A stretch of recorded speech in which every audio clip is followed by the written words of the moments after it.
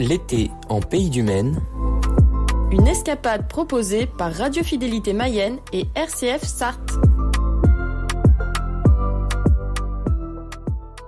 Partons aujourd'hui en balade dans les Alpes-Mancelles, ce site naturel classé situé au nord-ouest de la Sarthe, à la frontière de l'Orne et de la Mayenne, regorge de paysages vallonnés atypiques entre montagnes et rivières. Parmi les curiosités à voir absolument, Saint-Léonard-des-Bois. Culminant à 300 mètres d'altitude, ce village d'à peine 500 habitants est une destination prisée par les touristes et les gens de passage pour son patrimoine naturel remarquable, mais aussi pour l'effervescence qui y règne au cours de la période estivale.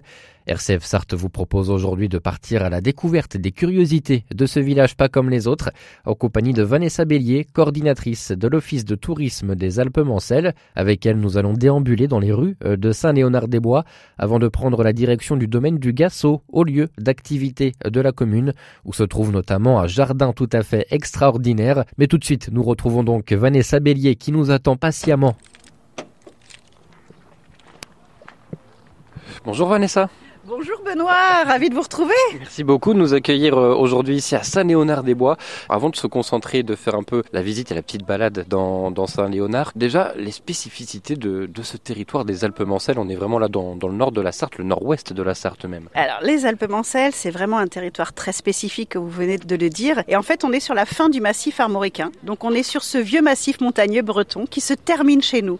Ce qui fait que sur la Sarthe, le département de la Sarthe, vous avez vraiment la cassure entre ce massif armoricain et ce bassin parisien. Et je crois que la commune de Saint-Léonard-des-Bois, c'est celle qui est la plus flagrante, puisqu'on a vraiment ce paysage de petites montagnes qui nous entoure. Sur les environs de Saint-Léonard-des-Bois, on culmine à 300 mètres d'altitude. Je vous rappelle que le point culminant du Grand Ouest, c'est du côté du Mont des Avaloirs, qui culmine à 417 mètres. Donc effectivement, on peut sourire de ces hauteurs, mais ceci dit, il en faut peut-être peu pour que ce soit quand même très joli. Et c'est surtout la Sarthe qui est venue dessiner son lit au milieu de ces montagnes et qui a donc creusé encore plus ces montagnes. Et c'est vraiment cette différence d'altitude qui marque ces paysages et qui nous surprennent parce qu'on ne s'y attend vraiment pas quand on est en Sarthe. Et du coup, ce village de Saint-Léonard-des-Bois, on le disait en introduction, vraiment emblématique de ce territoire des Alpes-Mancelles. Je le disais, 500 habitants, un peu moins de 500 habitants à l'année, mais une vraie vocation touristique et forcément beaucoup plus de passages en été. Vous avez totalement raison, une vraie vocation touristique, et cette vocation, elle ne vient pas d'aujourd'hui, puisqu'en fait, dès le début du tourisme dans les Alpes-Mancelles, et notamment fin 19e, début 20e, on a commencé à venir découvrir les Alpes-Mancelles. Et ce village pittoresque, avec ses affleurements rocheux, tout de suite a attiré. Et d'ailleurs, les Alpes-Mancelles ont souvent été qualifiées des montagnes les plus proches de Paris. Bon là, si on commence à se faire une petite balade dans le village, on est en train de se parler, on est vraiment juste à côté de l'église. Un village aussi à forte dimension historique, puisque les premières mentions de ce village datent du 7e siècle. Oui, le nom de Léonard vient justement d'un ermite venu de Flandre au 7e siècle. Il aurait quitté donc sa Flandre natale pour chercher un secteur isolé où il aurait pu vouer sa vie à la prière. Et c'est en arrivant dans ce paysage assez particulier qu'il se serait arrêté. Et c'est suite à quelques petites légendes qu'il se serait arrêté vraiment ici et aurait construit un premier monastère à l'emplacement actuel de l'église de Saint-Léonard. Alors si on continue à se balader là vraiment dans le centre-bourg, qu'est-ce qu'il faut voir ici en fait ? Alors déjà, ce qui est assez typique pour un petit village de 500 habitants, c'est qu'on voit qu'il est entouré d'hôtels, de restaurants, de bars, puisqu'on l'a dit tout à l'heure, ce village, c'est vraiment un village tourné vers le tourisme, et donc c'est un village qui est extrêmement vivant quand arrivent les beaux jours, et justement, un week-end d'avril avec du soleil, vous avez des milliers de personnes qui circulent dans les rues de Saint-Léonard, mais aussi sur les chemins de Saint-Léonard-des-Bois, puisque Saint-Léonard-des-Bois, c'est quand même un lieu d'activité de pleine nature. Là, on emprunte un chemin en légère descente. On a vraiment un très joli panorama en face de nous, puisque voilà les vallées dont vous nous parliez tout à l'heure, avec ces façades rocheuses. Qu'est-ce qui fait en fait tout le charme de cet endroit-là et de ce petit chemin qu'on est en train d'emprunter? Alors là, justement, on se sent tout petit parce qu'on est vraiment au pied de la falaise et on prend un petit chemin pour rejoindre le bas de la vallée de Misère. Et pour rejoindre le bas de la vallée de Misère, on longe la rivière qu'on va sans doute entendre un tout petit peu. Cette rivière qui est venue créer un grand méandre au milieu du village de Saint-Léonard-des-Bois et donc que l'on suit souvent par le biais de nos randonnées pédestres. Et nous, on a une randonnée pédestre qui s'appelle la vallée de Misère, qui normalement nous permet de voir la vallée de Misère du haut. Moi, je vous emmène vers le bas, où nous allons donc vraiment voir le bas de la vallée. On le redit encore une fois, mais on est vraiment au cœur des Alpes-Mancelles, qui est un site naturel classé, il faut le préciser. Oui, c'est un site naturel classé depuis 1995. Alors, il est classé pour des tas de raisons. Bien sûr, son aspect géologique, puisque les montagnes des Alpes-Mancelles se sont formées au cours des différentes époques glaciaires et autres. Et c'est en fait la combinaison du soulèvement d'un plateau et du creusement par la rivière. Et c'est comme cela que se sont formées les Alpes-Mancelles il y a plusieurs millions d'années. Donc géologiquement parlant, c'est effectivement une terre très essentielle et rare. Et puis ensuite vient s'ajouter le côté faunistique et floristique des plantes qui ne poussent qu'ici, sur ces terres difficiles, puisqu'on est sur de la roche. Donc quelques plantes assez étonnantes. Et puis des petites bêtes aussi qui ont niché dans ces Alpes-Mancelles, et en particulier dans cette célèbre vallée de Misère qui, elle, en plus d'être au cœur du site classé, est aussi sous la protection Natura 2000 et également un espace naturel sensible sartois. On entend peut-être déjà le bruissement de l'eau derrière nous.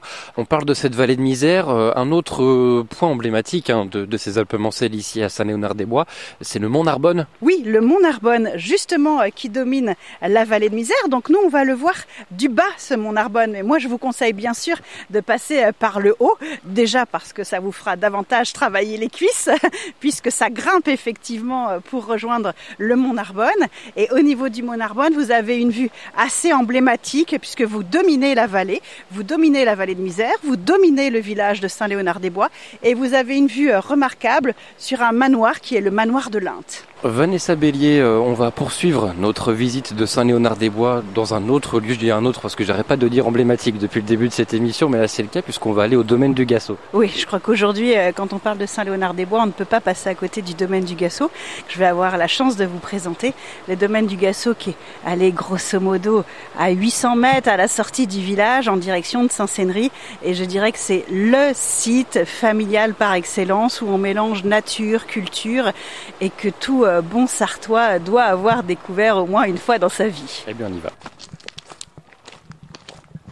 Là, on emprunte le chemin piétonnier qui descend du parking vers le domaine. Et après les beaux arbres, on découvre cette très très belle bâtisse qui est peut-être le bâtiment principal de ce très beau domaine du Gassot. Alors ce qui est agréable, c'est qu'en tant que parent, on se sent tranquillisé puisque bien sûr, il n'y a plus aucune voiture qui a le droit d'accéder une fois ce portail franchi. Et donc on peut voir les enfants courir, on les entend d'ailleurs s'amuser un petit peu autour. Et on voit rien qu'à cette entrée toute la richesse des activités qui sont possibles ici, puisqu'on voit de très belles affiches qui annoncent des expositions. Face à nous, la terrasse de la boutique nous appelle pour pourquoi pas déguster une excellente petite glace. Mais aussi sur les panneaux, on voit équitation, on voit arbre et aventure, donc tout un tas d'idées, d'activités à faire au sein de ce domaine du Gassot. Et nous, on va se concentrer surtout sur l'une de ces activités, c'est le jardin. On va retrouver Ronan. Exactement, je vais vous présenter Ronan le jardinier, comme on aime l'appeler. C'est lui qui gère le potager, puisque le domaine du Gassot est propriété de la communauté de communes depuis 2002. Depuis le 2002, ils n'ont cessé d'œuvrer au sein de ce domaine du Gassot pour l'agrandir, proposer davantage d'activités. Et le point de départ de ce domaine, bien sûr la bâtisse, mais c'est surtout ce jardin potager qu'aujourd'hui Ronan travaille sous la forme de la permaculture. Et nous sommes donc avec Ronan le jardinier, comme l'appelait Vanessa Bélier tout à l'heure, pour nous parler de ce beau jardin là, du domaine du Gassot. Alors Ronan, bonjour déjà.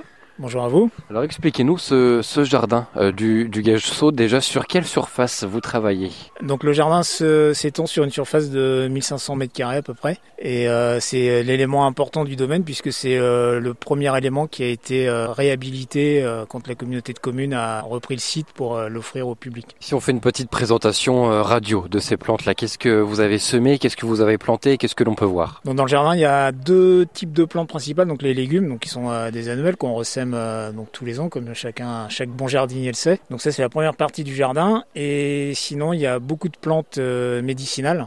Donc des plantes totalement classiques. Donc là on est en haut du jardin, donc on a un nouvel aménagement, c'est une spirale aromatique en pierre. Et à l'intérieur on trouve plusieurs herbes de Provence, donc des herbes connues de tout le monde, la lavande officinale, les sarriettes, du thym, du romarin. Et ensuite il y a énormément de plantes sauvages, par exemple des bouillons blancs là dont on parlait tout à l'heure qui poussent un peu partout dans le jardin, des grandes plantes avec des petites fleurs jaunes. Donc celles-ci, elles sont spontanées dans le jardin, je les laisse fleurir quand bon leur semble, à l'endroit où elles veulent. Donc c'est une plante médicinale sauvage, voilà, il y en a énormément d'autres.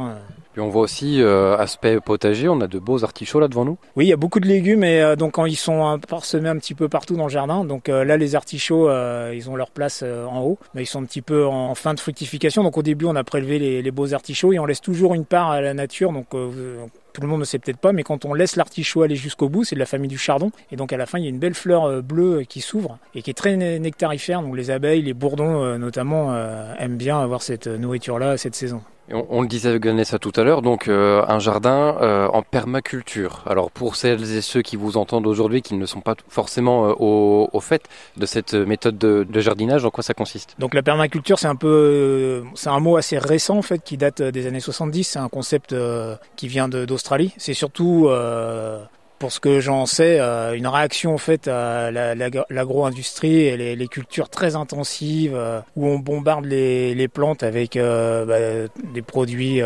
phytopharmaceutiques, on les appelle maintenant, sans porter de jugement aucun sur ces produits-là pour l'instant. Et voilà, par contre, il y avait quand même un problème de dégradation des sols et de lessivage des sols qu'on rencontre quand même beaucoup dans l'agriculture. Donc la permaculture, en fait, est apparue en réaction à cette dégradation de la nature. Donc dans permaculture, il y a évidemment le mot culture et il y a perma qui est permanent. Donc c'est des cultures permanentes. Donc en fait, on essaye d'aggrader. Donc l'inverse de la dégradation, c'est l'aggradation. Donc on essaye d'aggrader les sols. Donc justement avec tout un tas de plantes qui font bien ce job, comme plein d'arbustes qu'on retrouve dans le jardin. Donc c'est un autre type de plante qui est assez présent dans le jardin. Donc là, par exemple, en face de nous, on a un argousier de la famille des élagnacées. C'est un arbuste qu'on trouve souvent dans les haies, qui a la particularité, avec son système racinaire, comme toutes les plantes de cette famille, de fixer de l'azote dans le sol, donc d'améliorer la fertilité du sol, et son système racinaire également, donc en fait empêche l'érosion, et voilà. Donc en fait on bénéficie d'un engrais naturel, et puis d'une plante qui maintient un état de la nature qui est propice à la vie, quoi. Et un jardin évidemment ouvert au public. Quels sont un peu les échanges justement que vous pouvez avoir sur